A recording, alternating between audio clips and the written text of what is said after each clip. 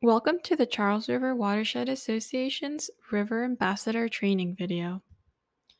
The goal of this training video is to inform you of CRWA's history and mission, the current threats to the Charles River and its watershed, and our work to ensure that we and watershed communities are prepared for future climate risks. The objective of this volunteer program is to engage and speak on issues affecting the river and the watershed in ways that individuals and communities can better prepare for a changing climate. At the end of this training video, you will take a quick quiz to test your knowledge and understanding. Who or what is CRWA?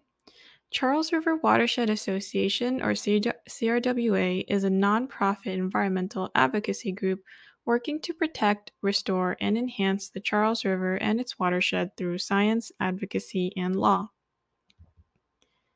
We are one of the oldest watershed organizations in the country, founded in 1965 by a group of concerned residents who wanted to build stewardship and awareness of the river. We work with federal, state, local municipalities, and organizations to monitor and restore the Charles River. And we have a diverse team of staff bringing interdisciplinary expertise who help run our 5 major program areas: climate resilience, river restoration, river science, education and outreach, and stormwater solutions. Now you might be wondering, why are rivers important and why should we protect them? Rivers, unlike oceans, are freshwater, and freshwaters make up less than 1% of the Earth, but are home to 28% of extinct species and 29% of critically endangered species. 2/3 of the U.S. relies on streams and rivers for our drinking water, and still more than half of all rivers assessed are considered polluted or impaired. Healthy rivers are valuable for local economies. Boating, fishing, and other river-related activities account for more than $30 billion in U.S. annual gross output. And visiting rivers and other nature spots can help improve mental well-being. When you go out into the community, one of the first things to know as a river ambassador is what a watershed is. We all live in a watershed. It is an area or region of land where water falls on and drains to a common water body. In our case, any water falling on the Charles River watershed will end up in the Charles River. There are 28 watersheds in Massachusetts. 2 other commonly known ones in the Boston area are the Mystic River watershed and the Neponset River watershed. It's important to remember that watersheds are not confined to man-made political boundaries. Watersheds are defined by the highest points on the land, and many watersheds cross state and country lines, like the Mississippi River watershed. We also want to acknowledge that the Charles River watershed resides within the Massachusetts, Nipmuc, Pawtucket, and Wampanoag tribal lands. We acknowledge them as the past, present, and future traditional caretakers of the land that CRWA carries our work across. As mentioned, the Charles River watershed is one of 3 rivers in the greater Boston area. The river is 80 miles long and meanders from its starting point in the upper watershed town of Hopkinton and makes its way all the way down to the Boston Harbor area. The watershed is 308 square miles long and hosts over 1 million residents. As of today, there are 19 dams on the main stem of the river and about 100 dams on the river's tributaries. 35 towns and cities fall within the watershed. Look to see if your town or city is in our watershed.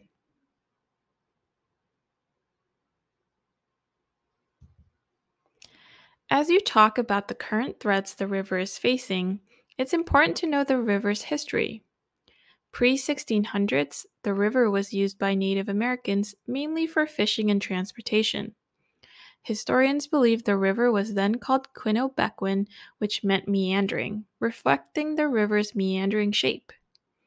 In early 1600s, when European colonists arrived in Massachusetts, they decided to develop the river and its watershed.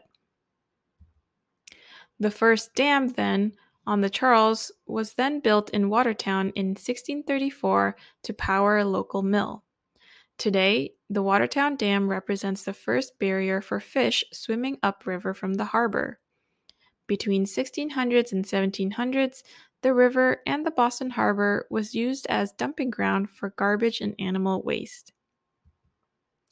By 1840s, plumbing systems were built, and now, on top of animal waste and garbage, human waste from households were also directly dumped into the river untreated. In the late 1800s, to make more space for the growing population, Back Bay and many other areas of downtown Boston was filled in. This resulted in major losses of wetlands and marshes along the river and harbor. Then, in early 1900s, streams leading to the Charles River were culverted or turned into pipes underneath our streets. In 1908, the Charles River Dam was built. This dam essentially separated the natural estuary of where the Charles River and Boston Harbor meet. Do you know where the Charles River Dam is today? If you've been to the Museum of Science, you are right on top of the dam.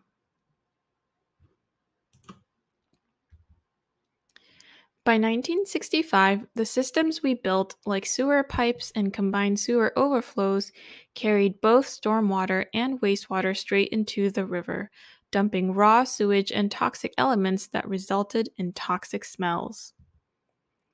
In the upper parts of the watershed, many industries were also dumping untreated waste straight into the river.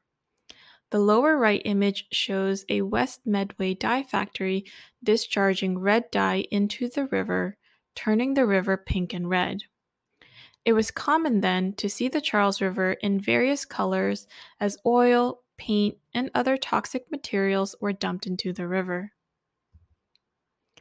In other parts of the river, it was also common to find town landfills located right on the riverbank. The top left image shows Milford's town landfill with automobiles, furniture, and other trash and debris right on the banks of the river, with many of the trash falling into the Charles. All the years and decades of pollution took a toll on the river's ability to support aquatic wildlife. The lower right image shows kids standing on the bank of the river in Watertown. In front of them are dead fish that floated up to the surface of the water due to poor river quality, resulting from a polluted river. In July of 1965, fellow concerned residents came together to foster stewardship and awareness of the river by forming the Charles River Watershed Association. In 1972, through many advocacy efforts across the country, the Clean Water Act was passed. This provided legal protection for the river, and factories were no longer allowed to discharge pollution or untreated waste into the river. In 1995, in partnership with the Environmental Protection Agency, or EPA, the Clean Charles Initiative was created, and CRWA began monitoring the river's quality every month. Today, we have over 80 dedicated volunteers who go out every month at 6 a.m. to help monitor the 35 monitoring sites along the river. Monitoring the river is a critical part of CRWA's work. The data collected provides information of the river's health. It also allows for CRWA to measure water quality trends for specific parts of the river over a specific time frame. The standard parameters that are measured for water quality are E. coli bacteria, which is an indicator of human health risk, depth, which can impact habitat availability and water temperature, and temperature, which can affect both biological and chemical processes in the river ecosystem. The data we collect from our samples are used to give the river a report card and helps track the progress of the Charles River's health. The grades that are given for water quality is based on the E. coli data and weather data from a 3-year average. The grades, ranging from an F to an A+, tells us the percentage of time the river was safe for boating and swimming. The first grade the entire river got in 1995 was a D. By 2018, the river improved and fluctuated around the A and B range. In 2019, CRWA decided to include other measurements of river quality and give the river grades for each stretch of the river. The new grading system now also includes the number of combined sewer overflow discharge events and the number of days that cyanobacteria blooms were detected. These two factors were added as they both affect recreational activity in the Charles.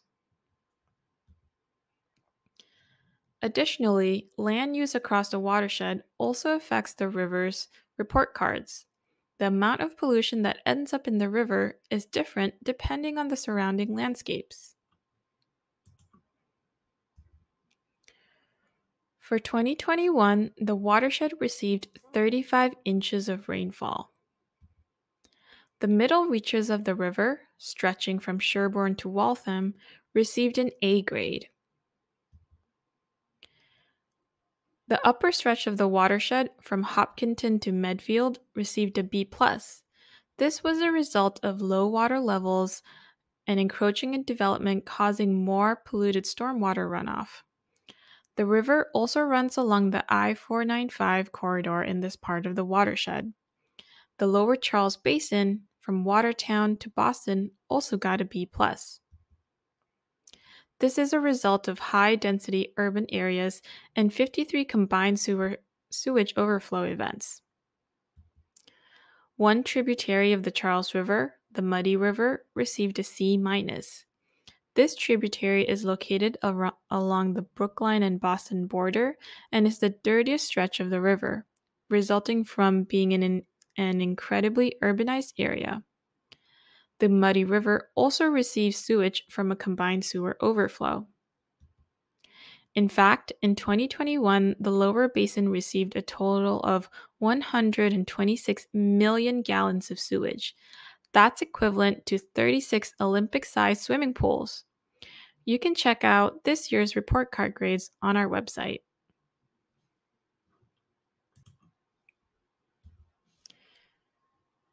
Now you might be wondering, what is a combined sewer overflow?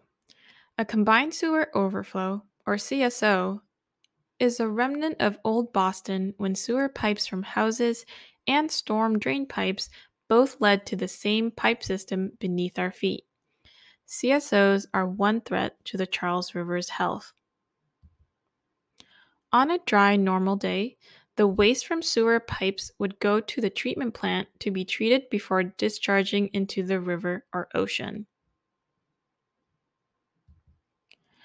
During a heavy storm event, the pipe and drain systems would be overwhelmed with both sewage and stormwater coming from the streets. And to prevent wastewater from backing into households, the overflow pipe would discharge straight into the river untreated. Raw sewage into the river degrades river quality and makes it unsafe for swimming and boating. It also contributes to invasive species growth. In 1988, about 1.7 billion gallons of raw sewage was dumped into the river. By 2017, many CSOs were closed down, and separate sewer systems were created, which brought down the number of raw sewages in the river to 30 million gallons. In 2021, the numbers increased to 126 million gallons due to extreme storm events caused by climate change overflowing CSOs. Aside from CSOs, another major threat to the Charles River today is the type of non-point source pollution. What is non-point source pollution? It's any pollution where you cannot see where it comes from and typically comes from multiple sources. This is the opposite of point source pollution, where you can see and identify the source of the pollution. An example of point source is this factory pipe discharging waste straight into the river, or an oil spill from a ship. Point source pollution are mostly regulated by the Clean Water Act and are no longer a major threat to rivers. Non-point source pollution, on the other hand, can come from anywhere and everywhere, like your golf courses or a farm with animal waste on top of a hill. When it rains, the rainwater carries the pollution from the farm or the golf course and can enter the river by flowing straight into it or by storm drains. Stormwater that flow off different landscapes is called stormwater runoff. In the city, the main type of non-point source pollution affecting the Charles River is stormwater runoff. Stormwater runoff itself isn't a pollution threat to the river. However, stormwater runoff, especially in the city, flows from rooftops, streets, and roads, which are impervious surfaces, and carry with it all the trash, debris, pesticide, leaves, and dog waste it picks up along the way from the environment before flowing into the river untreated through storm drains. Many people think rain that goes into storm drains end up at some treatment plant. Unfortunately, almost all storm drains lead straight into a river, pond, or ocean untreated. Stormwater runoff degrades river quality, creates unsafe conditions for recreation, and causes invasive species growth. Stormwater runoff is caused by us changing our environment. In an undeveloped landscape, the soil, grass, and trees are all pervious surfaces that absorb and capture most of the stormwater. Think of this landscape. The trees and the soil are like a sponge that absorbs water. When we think of the water cycle in an undeveloped landscape, 50% of the precipitation from the sky is infiltrated into the pervious ground through vegetation and soil. 40% of the water returns back into the atmosphere via evapotranspiration, and only about 10% will end up as stormwater runoff going into the river, or ocean, or ponds. In a built or developed environment, the soil and trees and grass are replaced with roads, rooftops, sidewalks, and parking lots, all impervious surfaces that act like a raincoat and prevent water from being absorbed into the ground, resulting in more stormwater runoff, picking up pollutants and flowing into a storm drain and into the river. In highly impervious places, 55% of rain from a storm event can end up as runoff into the rivers or storm drains, and only about 15% will infiltrate back into the ground.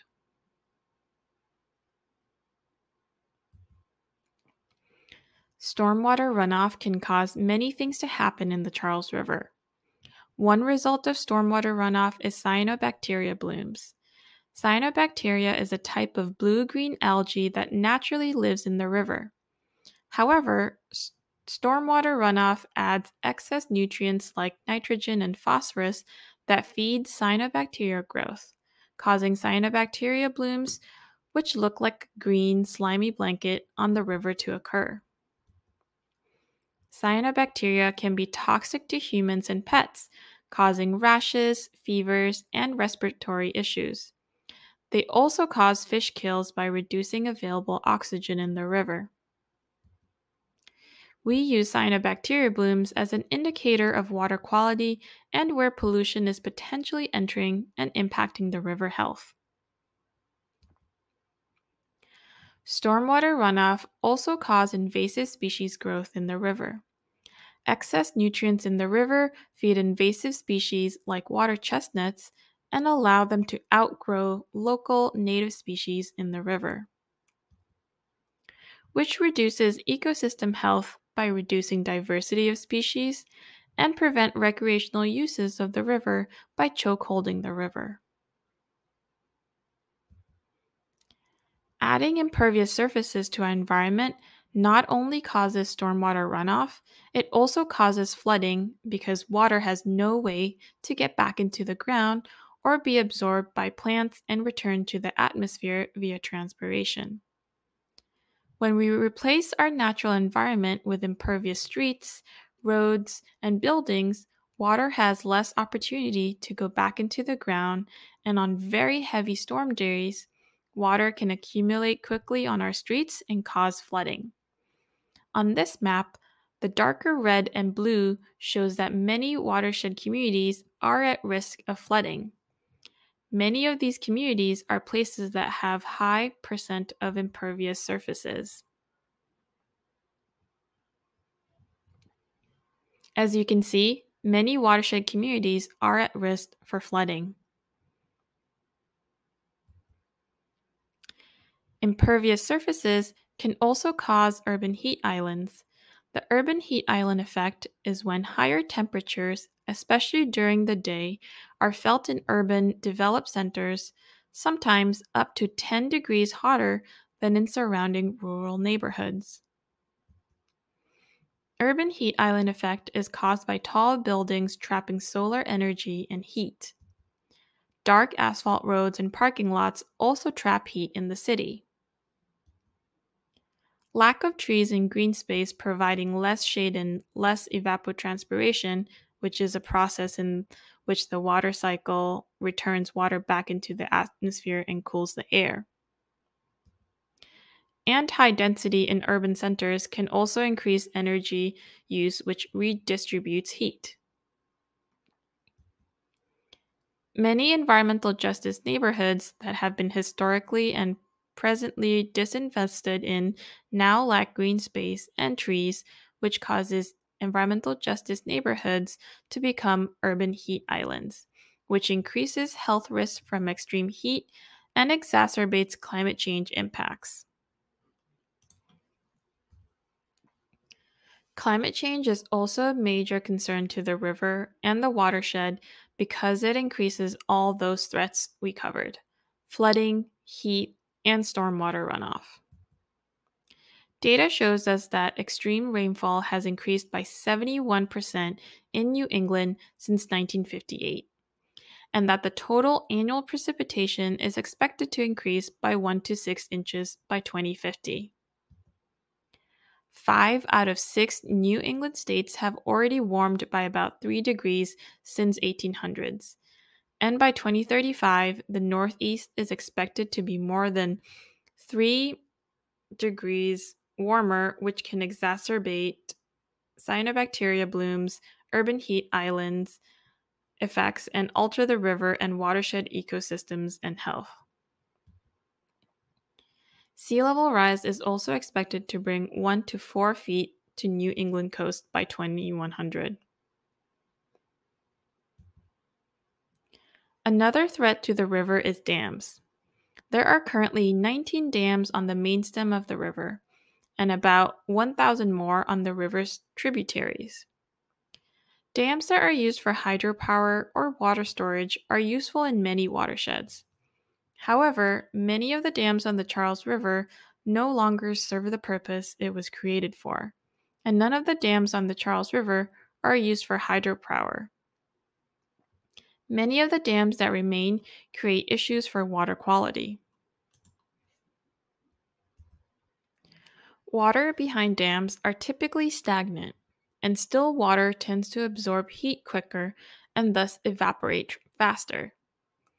Warm water behind the dams also feed into cyanobacteria blooms, which can be toxic for humans and animals. Stagnant water also carry lower oxygen levels, which create unhealthy ecosystems for river life. Dams also block sediments from moving. Sedimentation behind the dam is typical and can sometimes contain toxic materials from historical uses around the river. One major concern of dams for CRWA is the blockage of fish migration up the river. Dams that block fish passage prevent fish from swimming back to their spawning sites and reduce fish population. Fish that get stuck at dams also become easy prey for birds. Low fish species in the river means lower diversity and wildlife that are critical to keeping the river ecosystem healthy. CRWA is advocating for the removal of specific dams on the Charles River so that the river can become free flowing once more. Find out more about our dam removal movement on our website and join our movement. As an organization, one of our efforts to support our mission of restoring the watershed and to reduce flooding impacts is to bring nature back using nature-based solutions and strategies by preserving or mimicking natural resources and processes. Why do we want to bring nature back? Because nature is like a sponge. The soil, the grass, the plants, the leaves absorb water and return it back to the ground and nourish the vegetation. Increasing tree canopy would help capture stormwater runoff, filter pollutants out of our air and stormwater, and provide shade. CRWA advocates for tree policies that not only help increase tree canopy growth, but preservation of healthy, mature trees that are already providing multiple environmental services. Wetlands naturally hold floodwaters. Protecting and restoring wetlands would mean there are places for stormwater to go, plus the benefit of habitat preservation or creation. CRWA works to advocate for stronger protections for wetlands across the watershed by engaging with towns and cities on their wetlands protection regulations and ensuring developments near wetlands are not detrimental to the ecosystem. Conserving as much open space means that we keep places for water to infiltrate in our environment and let nature do its job. CRWA advocates for conservation alongside many other organizations of various open spaces across the watershed. There are also ways to engineer nature back into our environment with Green Stormwater Infrastructure, or GSI. GSI essentially mimics the processes that the natural environment does with water. It stores, filters, and infiltrates stormwater to reduce flooding impacts, provide habitat and shade, filter out pollutants, and create more green space for us to enjoy. Examples of GSI are roofs engineered with gardens, downspout disconnection, which help absorb rainwater coming down from rooftops, and the most commonly known GSI, rain gardens, which are gardens with engineered soils and carefully laid out plants that will absorb and filter out pollutants from stormwater runoff before it goes into our storm drains and into our riverways. Some great examples of bringing nature back into our environment across the watershed are the Natural Valley Storage Area, or NVSA, which is a network of 8,000 acres of wetlands across the middle watershed. A residential street in the city of Watertown, lined with bioretention that captures stormwater runoff. A tree box filter in the playground of a Boston public school that not only helps absorb stormwater, but also provides needed shade for the school. And a rain garden in the Milford Town Park that helps Milford reduce their stormwater runoff into the Charles. You can find more examples of green infrastructure projects on our website. You might be wondering, how can I support CRWA's mission and work? Advocating is a great way to let your voice be heard and make change happen. Talk to your elected officials, friends, families about how the Charles River is affected by stormwater runoff, and advocate for solutions like preserving tree canopy in your neighborhood. Reduce your use of all the things that contribute to an unhealthy river ecosystem. Maybe this year you will use less fertilizer on your lawn, replace your plastic bags with reusable bags, and use less road salts on your driveway. Donations help organizations like us to do our work successfully. In fact, we would not be able to protect the Charles River if it wasn't for donations that people give. Last but not least, volunteering is an amazing way to get involved and support CRWA's mission. You can volunteer for cleanup events, invasive removal events, or as a river ambassador. River ambassadors help us educate about our river issues. River ambassadors engage with watershed communities at summer concerts, farmers markets, festivals, and more throughout the year. As a river ambassador, you will represent CRWA at community events to educate and engage on environmental issues and their solutions. This is your chance to speak up for the river and let your friends, families, and community know how they can help keep the Charles River healthy. As a river ambassador, you will engage with a wide range of community members, from students to kids to concert goers. When you go as a river ambassador, there are a few key things to bring with you. 1. Table and tablecloth with the CRWA logo on it. CRWA has tables for you to bring, but a table may also be provided by the event organizer. 2. Sign-in sheets. This is a sheet to encourage folks that stop at your table to sign up for CRWA's newsletters, action alerts, and volunteer alerts. 3. Tents. This is optional depending on where the event is being held and what the weather looks like. CRWA has tents for you to use, but sometimes the event organizers will provide tents for us. 4. Infographics. Other tabling materials may include infographics about CRWA and our work, a QR code with flyer with opportunities with CRWA, and paper activities oriented for children to learn about watersheds. 5. Our most popular activity, which river ambassadors almost always go out with, is the watershed in a box. This is an interactive model that explains how land pollution affects water quality and how stormwater runoff carry trash, litter, and pollution into storm drains and into rivers. This video is a great introduction on how the watershed in a model is used to explain the relationship between non-point source pollution, like stormwater runoff, and river quality.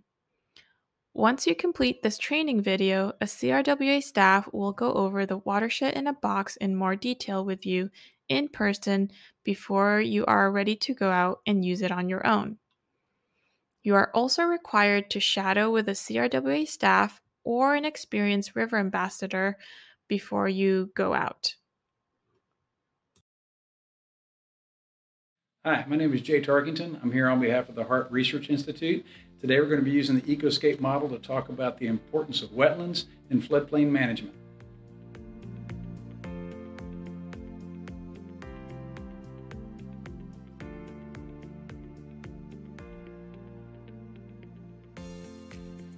Here we have our typical Enviroscape model of our small town. We've got an ongoing construction site in one corner. Coming down from the construction site, we've got a little residential area there, small apartment complex. We've got a shopping center there with a big driveway. We've got the golf course, various roads and bridges. As we head down towards downstream, we see our boathouse and our little harbor area. Off to the side of that, we've got our farmland. And then in the other corner over here, we have the industrial part of town.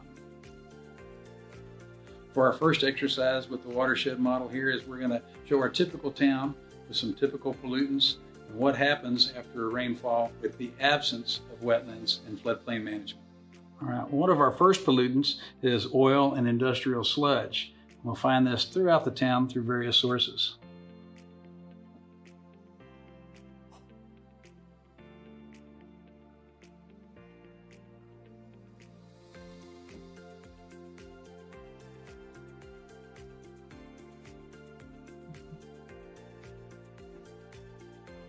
Our next pollutants is our soil and silt.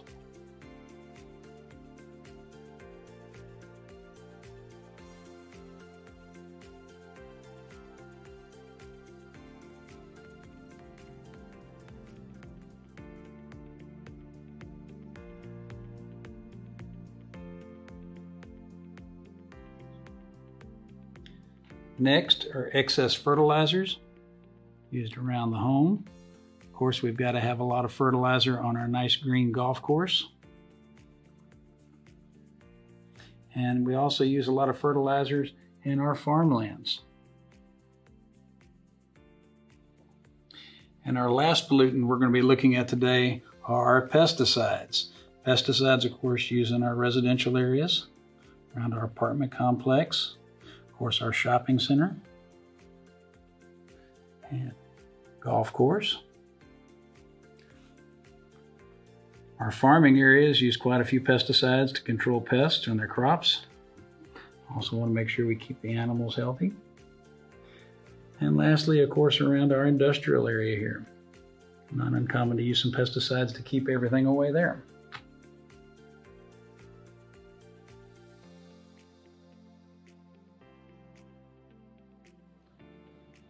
Here comes the rain.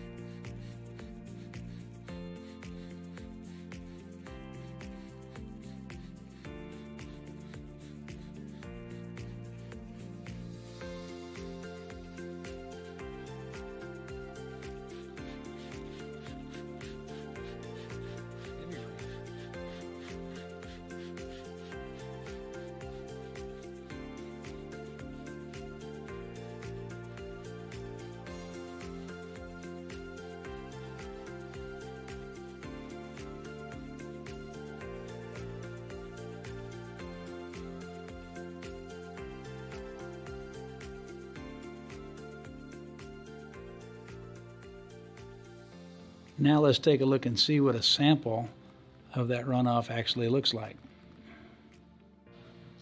For our next run of the model, we're going to do it the same way here, only with wetlands in place to see if it has an effect on the amount of pollutants that reach our lake. All right, so what is a wetland?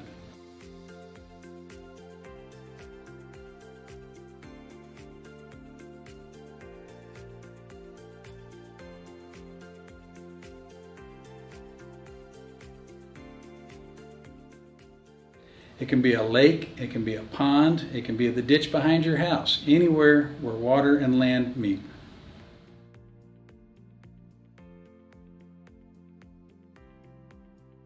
So why are wetlands important? They provide us with many functions and values. Our wetlands, first of all, act like giant sponges. They're able to absorb large amounts of water. They can act like filters as well. They can filter this water as it works its way down through the floodplain. They provide lots of critical habitat. We find lots of different unique birds, reptiles, and amphibians in these areas. And lastly, they're great places for us to hang out in. We love to go to the park, go where we find ponds. We like to look at birds. We like to go kayaking. We like to go fishing. All these are activities we find associated with wetlands. And our wetlands are going to be represented by these different sponges.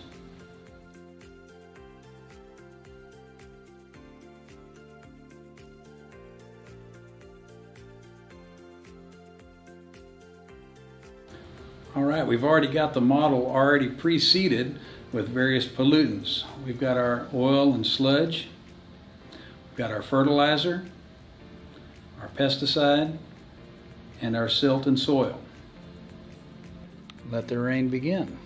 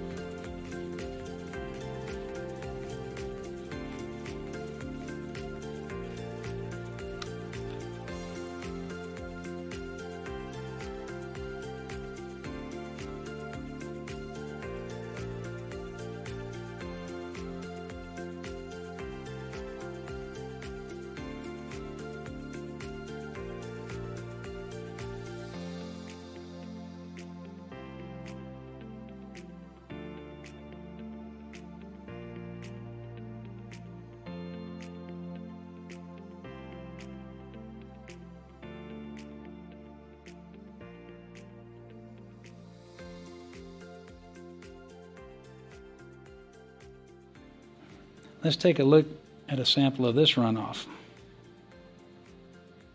All right. Here's our sample from our first run without the use of wetlands. And here's our sample with the use of wetlands. So as you can see, wetlands provide many benefits for floodplain management. Besides just being cool places to hang out and explore the outdoors, I hope you realize that wetlands do quite a bit for our environment. Here is a visual overview of what the watershed in a box looks like.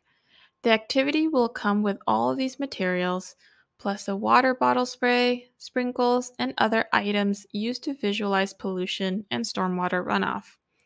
This slide shows all the sources of pollution on the activity, including a construction site, a stormwater outfall, a farm, and a factory. Again, you will have a chance to practice and familiarize yourself with the model before you go out.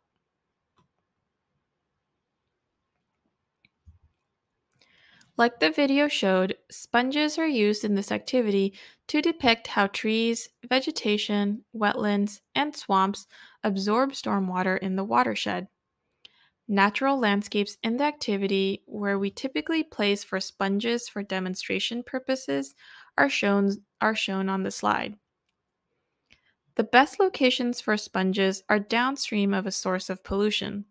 For example, at the end of the mall parking lot, the end of the farm site next to the harbor, or on the riverbanks between the river and the road. There are many ways to engage with your audience using the watershed in a box. One example of how you can engage is using this introductory script. Hello, would you like to learn about watersheds and rivers? This model is an example of a watershed and what you can find in a watershed. But before we go into what you see on this model, do you know what a watershed is? A watershed is any area of land where water falls on and will drain into a water body like a river or the ocean. In this model, any drop of water is considered to fall within this watershed. Do you know what watershed you're currently in right now?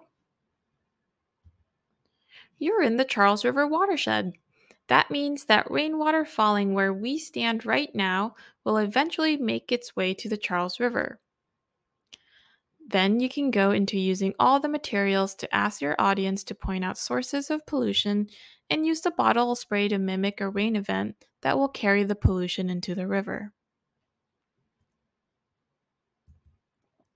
To make sure that our model stays in good shape, here are our do's and don'ts with the watershed in a box. Do let families get hands-on with the demonstration. Play with it, place the items, or rain on it. Smile and ask questions to involve the families. Rinse off and wipe down the watershed in a box before packing away. And go through the closeout checklist at the end of your event. This is to ensure that nothing is left sticky and is ready for the next river ambassadors to take out. Don't let children walk away with parts of the toys. The toys are very tempting for many people. Make sure you keep an eye out for your animals and cars. If you find that the smaller parts are too distractive, you can simply keep the buildings and bridges on the activity. Don't let children pour the pollution onto the demonstration, so as to not use up all of your pollution resources. Don't put the watershed box away without at least wiping it down. Keeping it sticky will make it more difficult for the next river ambassador to use. It's also important to make sure that every event is better than the last one. At the end of your event, you will fill out a feedback form containing questions about how the event went and how it could be better for the next river ambassador. Questions in the feedback form include asking whether or not the site was accessible, how many people you interacted with, and what else should we prepare for future events. Great! You've made it to the last part of the training video. Now that you've learned about CRWA and the threats facing the watershed, what are the next steps to officially becoming a river ambassador? You've already completed step 1, watching the training video. Step 2 is to complete the online River Ambassador quiz, which you will find in your introductory email. A CRWA staff will review your answers to ensure that you have understood the basics of our organization and issues the Charles River is facing. Step 3, sign the online CRWA volunteer form that a staff will send out to you once you pass the quiz. Step 4, sign up to table at an event. Once you have done steps 1 through steps 3, you will receive an invite to the River Ambassador Google Drive folder, which will look like the tab on the screen. To volunteer at an event, you will open this Google Sheets and add your name to the event you want to volunteer for. Once you sign up, a CRWA staff will contact you to provide you with event details and to coordinate when you can pick up all the tabling materials. You can also find a resource sheet in the Google Drive for you to review the materials covered in this video and use as a cheat sheet when you go out. Other resources will also be added to this folder. You have made it to the end of the River Ambassador training video. If you have any questions or feedback, please contact Maria Elena Lima, Education and Volunteer Coordinator at mlima@crwa.org or our general email at charles@crwa.org. Thank you.